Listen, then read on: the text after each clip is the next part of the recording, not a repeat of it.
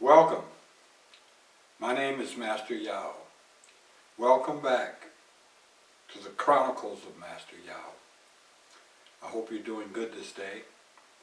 I greet you in grace and peace and hope that you'll be blessed by some of what I'm saying tonight. I think this is episode 18 and the title of it is Black Planet in Retrograde.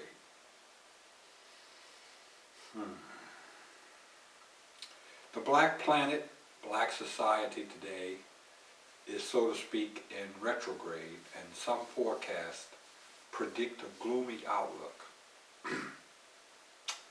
Probably because in general, access to sex has been shrinking. There is a dramatic rise in the incel phenomenon. The economy has been in the pits for some years, and a major retail apocalypse looms on the horizon. And more people are getting ill with chronic illnesses. Worst of all, the epidemic in drugs widens. But today I'm going to say to you that there are other signals, other indicators that point to a much brighter future.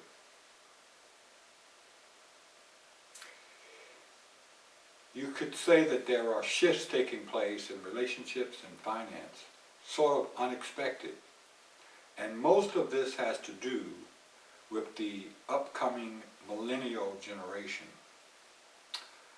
Those are the people born after 1981. The oldest millennials are now entering their mid-30s, I guess, or about there.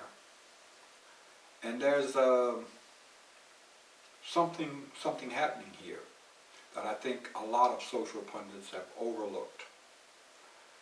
And what I mean is that we have the generation Xers and before that the baby boomers, and they did their thing. The millennials kind of got a slow start, and what's happening is that they started their maturing process later in their adult life, but it's taking on a different contour than it has in previous generations. As part of what we want to talk about tonight.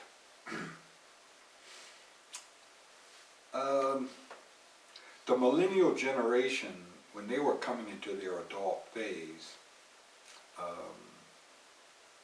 they suffered through some pretty difficult stuff. They came up through broken schools, dysfunctional families, and a collapsing economy. That doesn't define all of them, but the majority.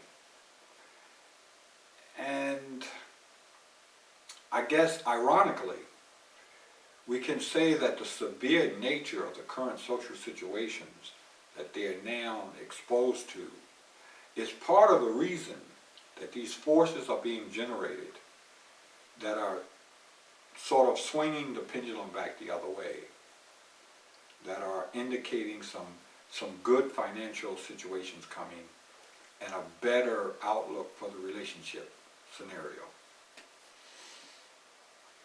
Now, the black planet is in retrograde. You guys have all heard of Mercury in retrograde and Venus in retrograde and all that, stuff like that. And the black planet is in retrograde these days. Don't think that's a surprise to anyone. Now, the fault of this state of affairs does not fall equally on the entire black population, not at all. It's a small minority, a very small group of the black population that's mainly responsible for the real problem. In other words, the black planet is not in retrograde because the majority of black folks are screwing up. No.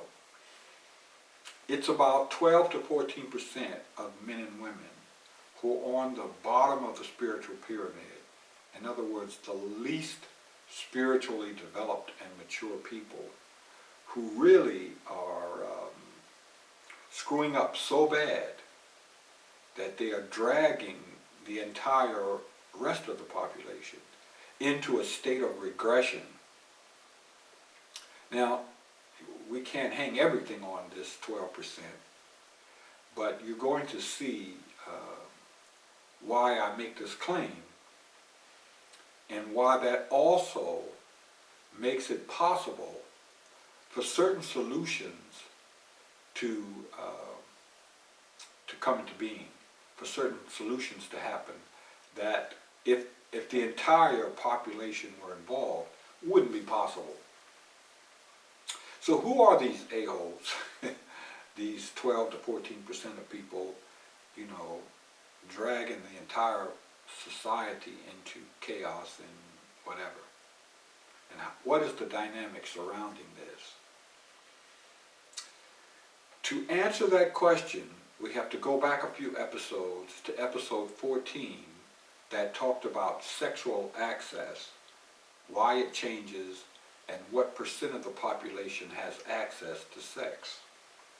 I got a lot of positive feedback from that episode. We talked in episode 14 about 3 groups. The first group, called the insecure group, consists mainly of most of the viable women, most of the select men, and their goal is possession and guaranteed sexual access. They've got other agendas besides just sex, of course. They're looking for stable, long-term relationships, though they normally don't find that. And so they're looking for one mate, a long-term relationship, and they've got enough attraction and common sense and whatever to pull that off.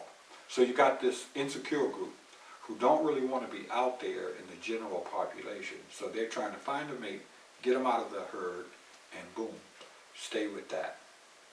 That's the insecure group. The largest group, the second group, is the pioneer group. These are people, men and women, at the top and bottom of the attraction pyramid. And so they, they're willing to take risks. These are your gamblers, your gold miners, your speculators, if you will. They're the most interesting group, the most dynamic group, and but they also cause the most trouble. The third group is what we call the mired-in stagnation group. And these are people that don't have a very robust sex life. In fact, many of them don't have any meaningful sex life at all, for many reasons that we talked about in that episode.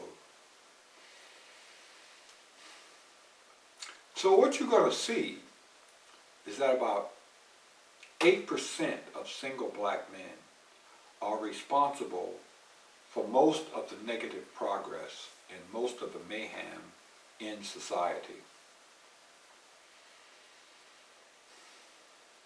They're the ones that's got a second family across town that they're trying to hide from the first family.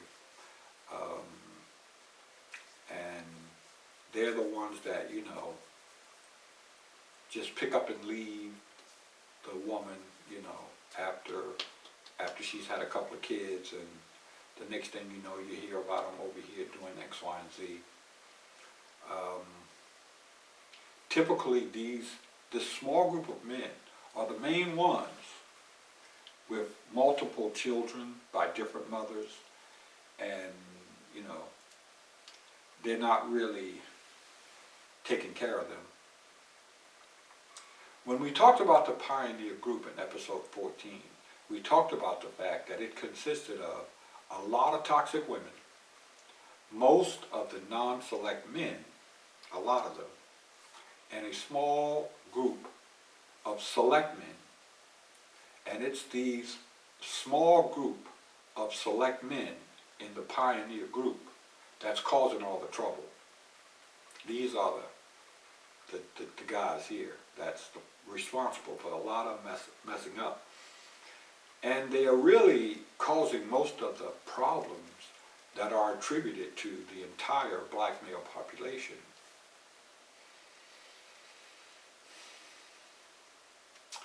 This group of select men in the pioneer group they don't have a lot of competition for women because the main group of select men is in the insecure group, tied up, and they don't get to go out and play as much.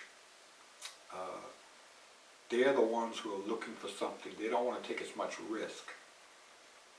So you've got this small group of men, you know, in the pioneer group with the gamblers, and they're the ones taking the risk.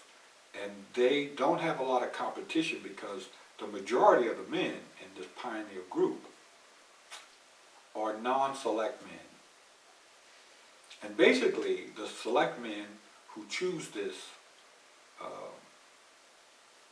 they are there mainly just to have as much sex as possible. So what you got with this 8 to 12% of these men, these select men, and maybe some of them aren't necessarily in that select category. So we characterize them as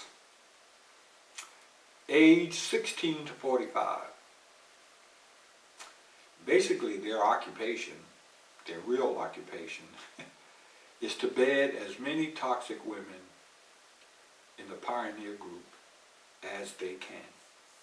That's their main goal. They don't always admit it.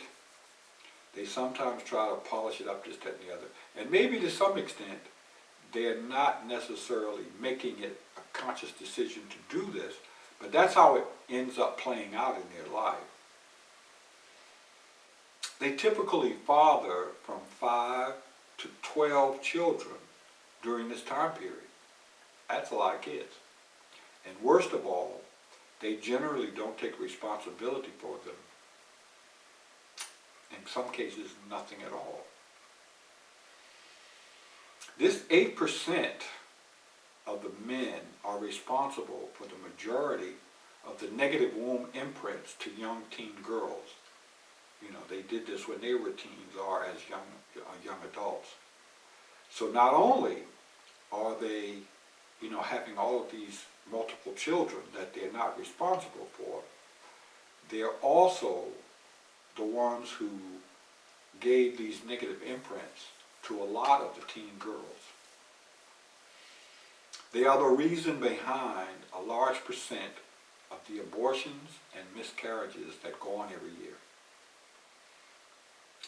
And part of this, you know, is because women seek them out, but that's not a real excuse.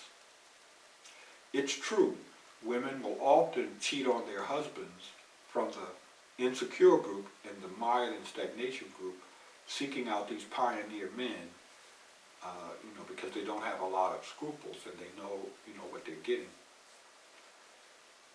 But this small group of men, over the last few generations, these select men in the pioneer category, are responsible for the epigenetic corruption of black women more than any other factor.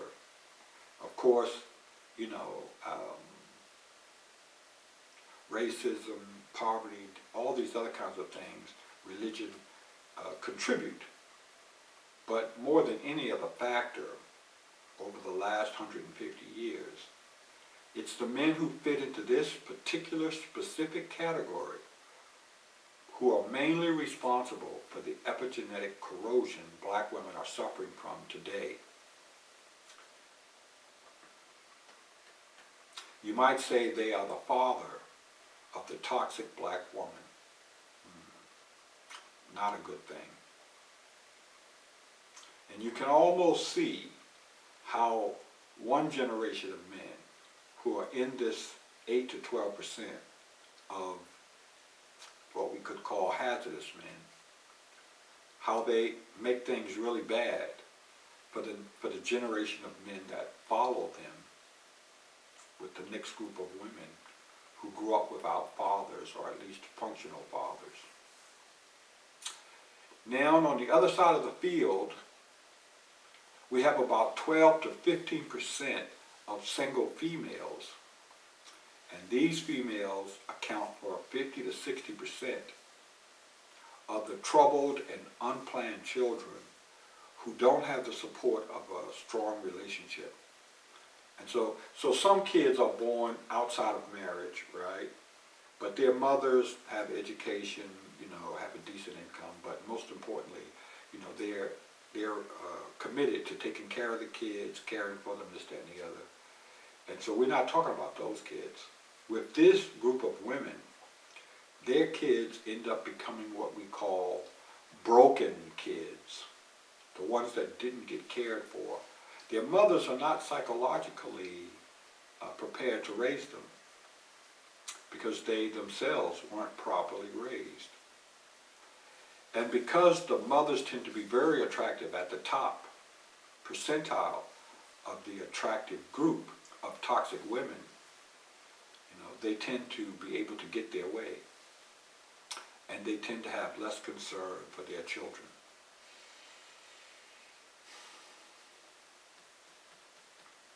So you have a small group of single black women who account for the majority of the social damage to the community of children and thus to the overall profile between men and women. And they're the toxic women in the pioneer group. And they're the most attractive women in this toxic group. So from age 18 to 35, their model of operation is to seduce and manipulate men to satisfy their narcissistic cravings and for female drama. They typically have multiple children from various fathers, and they're not psychologically capable of sustaining those past relationships that produce the kids, or psychologically grounded enough to really provide a good home for the kids. This small group of females, this 12%, is the root foundation and core of the black feminist movement. Let me say that again. This same group of women, responsible for all this other stuff we just mentioned, are at the root and core of the black feminist movement. And so what we can see is that by virtue of their behavior, they are going to attract a greater amount of rape, molestation, and abuse than the other 88% of the women out there. And they use this, even though they partially are the cause of it. We're not saying they're completely the cause of it, but they certainly create the environment to attract it. They use this as the basis for their feminist, to justify their feminist platform.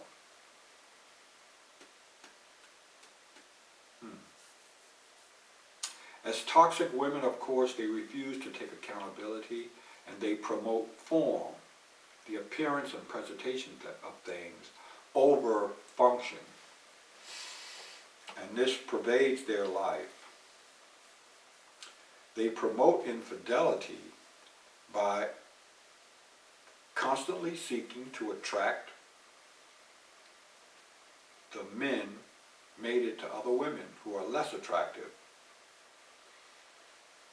And they are the main wardens of the female selection criteria, which is used by this group of women to broadcast invalidation and rejection to the mass of black men. And that has a very detrimental effect. So what we're saying is we got a 12% group of women, toxic. The most attractive 15% or 12% in that pioneer group. And they're creating waves of chaos, drama and issues throughout the entire community. When you combine these two groups, this 8 to 12% of hazardous black men with this 12% or more of very toxic, attractive black women. When you combine these two groups, they account for the major drag on the progress of the entire black society. They are the reason the black planet is in retrograde. Because you're going to see that this whole power play that these two groups are involved in, with abandon and disregard for the welfare of everyone else, has implications for crime, child support, health, family stability, finance, etc., etc., etc. It's just a pebble, you throw it into the lake, and there's ripples from it. So you've got a small group of people dragging the whole thing down. Now, the other people are going to be doing stuff, but it just does not have the same long-term impact that these two groups of men and women have.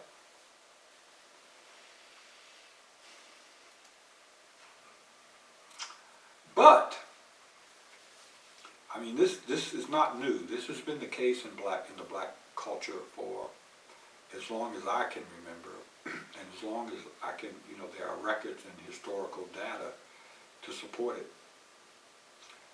And what's of note now is that the dynamics that are in play in the millennial community today have the tendency to correct some of this. And so what I'm saying is that I believe as the millennials mature, because of the background through which they came to become adults, that they are going to shut some of this down. Not necessarily by choice or by any social engineering on their part, but simply by virtue of the conditions that they came up through.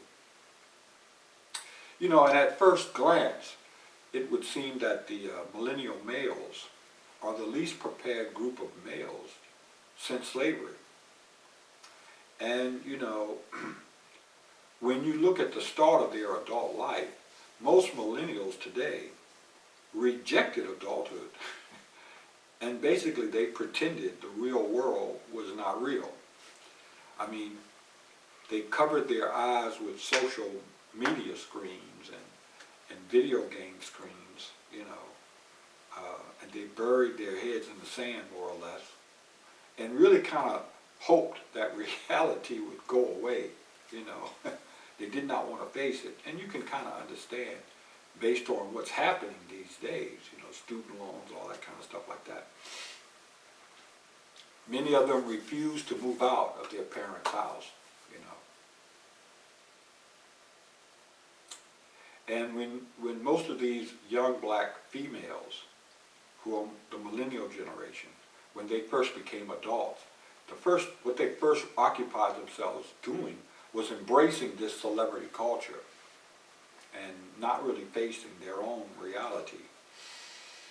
And maybe we can somewhat blame their parents for it, but same thing. Many of these young black males, when they first became adults, they embraced this hip-hop culture, and that was their thing.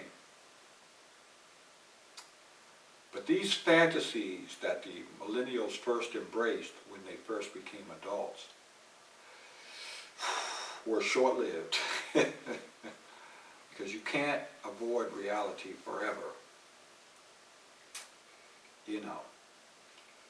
You got the jobs, bills, real estate costs, kids,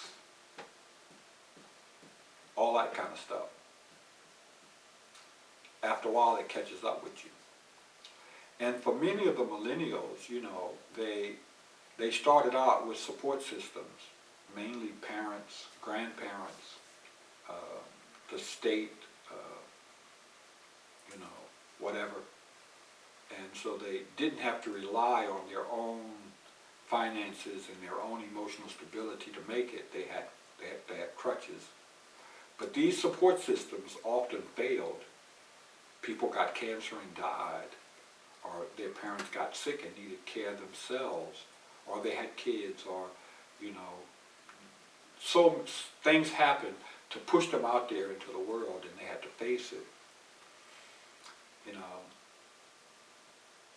And this kind of resulted in a strange phenomena. And that phenomena is that, at least from the perspective of the men, you know, they were forced through a sort of a severe life change. To a lesser extent for women, but also for the women. Now, when you look at the men, the millennials, most of these young black men were willing to go with the flow for a while, you know, try to avoid the reality and try to stay in a safe space. You know, they got their little jobs and they just that and the other, but by the time most of them were 25, they've been pushed around by employers, women, parents, and retailers, and most of them got kind of fed up. By the time they get 25, 26, 27, you know, they're like still living in the parents' basement and working at a fast food place or coffee shop or whatever, or some retail store, making not enough to get their own place and stuff like that. They get fed up. Some of them turn to drugs. Some of the men try to find a girlfriend with a good job to latch on to her and turn her into a second mother. That's what some of them did. But at some point, most of them, in their early to late 20s, stopped the foolishness, started to stand up, and they turned around and started to face life. And when they did, they went through a pretty tough time that tended to shape them into different types of adults. Because from an emotional and psychological perspective, their social environment at the time was perhaps the most hostile that it's been in history. They may have had some material advantages that their parents provided when they were teens and stuff like that. But when you look at the complexity of the technology that they had to deal with, the rapid rate of change, the psychological problems with society, the political problems with society, the economic crashes, the instability, just the pressure that people are under these days, they had a pretty hostile environment to become adults in. And those that came through it, those who got fed up and decided that they were going to make their own way in life, they went through a pretty severe passage into manhood. The women had a slightly different road, but it certainly was not an easy one, and it certainly wasn't that different in terms of what they had to face economically. On top of that, the women had to deal with raising kids. But the millennial men have an advantage, because these men were the first full generation that grew up observing their mothers discard men, divorce men, cheat on men, and struggle in single-parent units. Now, you know, we're not saying that the single-parent family was brand new in the 80s and 90s. We're not saying that. We're saying that this is the first full generation of men who grew up seeing the entire gamut of what single mothers deal with, and how not just the pain that they have to deal with, but also watched and observed the games that women play. And thus, millennial men, for all their other shortcomings, are less likely to be taken in by the games females play.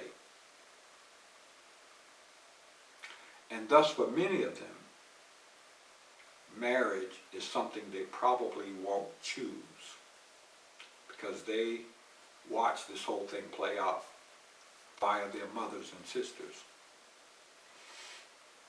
The baby boomers and the Generation Xers were different. They were really distracted by a lot of unrealistic financial schemes, and they paid excessive attention to their sexual life and romantic drama. The men and the women. The millennials are more immune to toxic females than either of the generations before them. And out of necessity, because of their environment, their financial plans have to be more practical. And as a consequence, they were much slower to get into relationships, and their divorce rate is lower. And while they are much slower to get some financial standing in the world, they're much more conservative in the way they're going about this.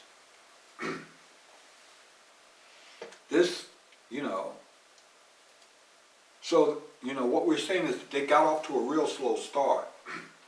But because things were so difficult for them, when they started to make progress, they did so with a different mindset than either the Generation Xers or the baby boomers. And for that reason, they are changing the relationship and financial landscape in ways that might be unexpected because they are cautious. They didn't start out that way, but they sure got that way by the time they get into the late 20s, early 30s.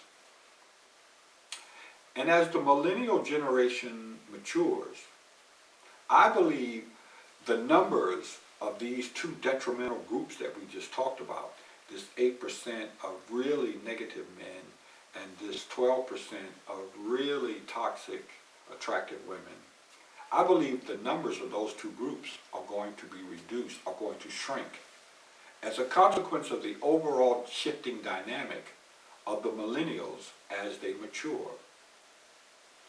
It's kind of an enigma, it's kind of a strange thing because, right now, if you look at their current condition, it doesn't look that good. But if you look underneath the surface and you look a little closer, you're going to see that because of this environment that they came through, their skill set is different.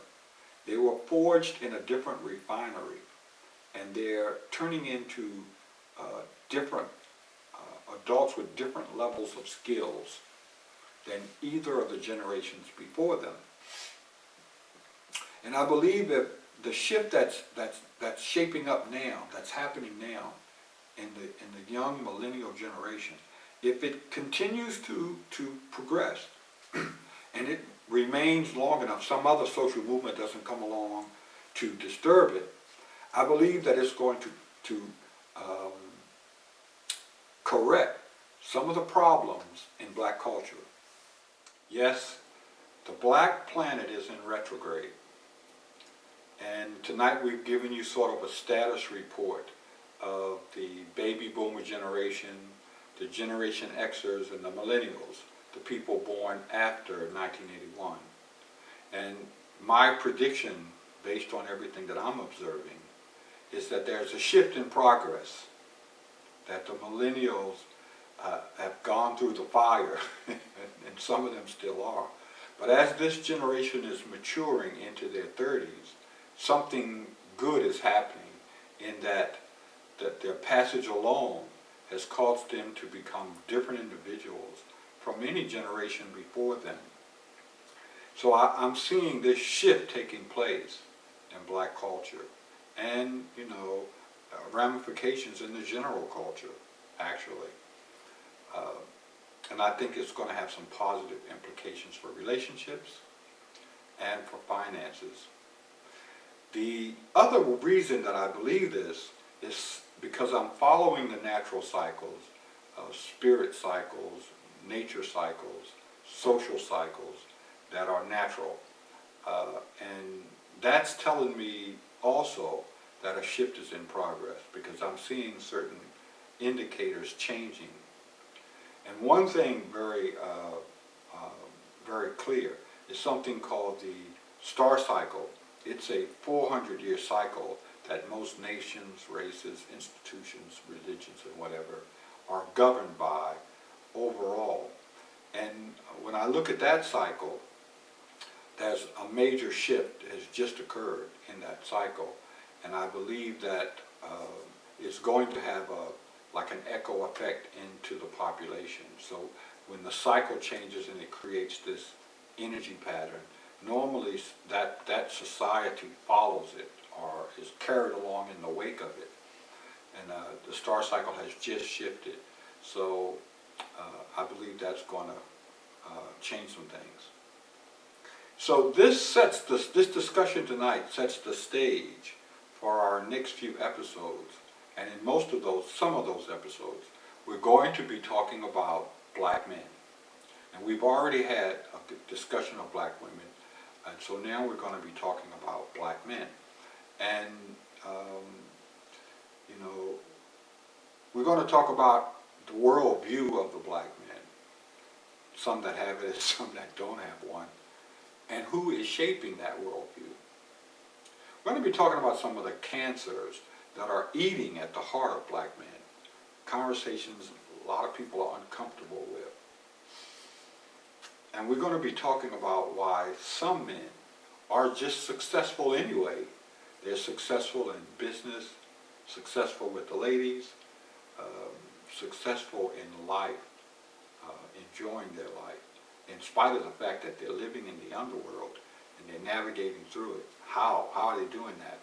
So these are some interesting things we got coming up. Please stay tuned. We'll be posting the next video very shortly. So come on back. My name is Master Yao. This has been the Black Planet in Retrograde. Wakanda forever.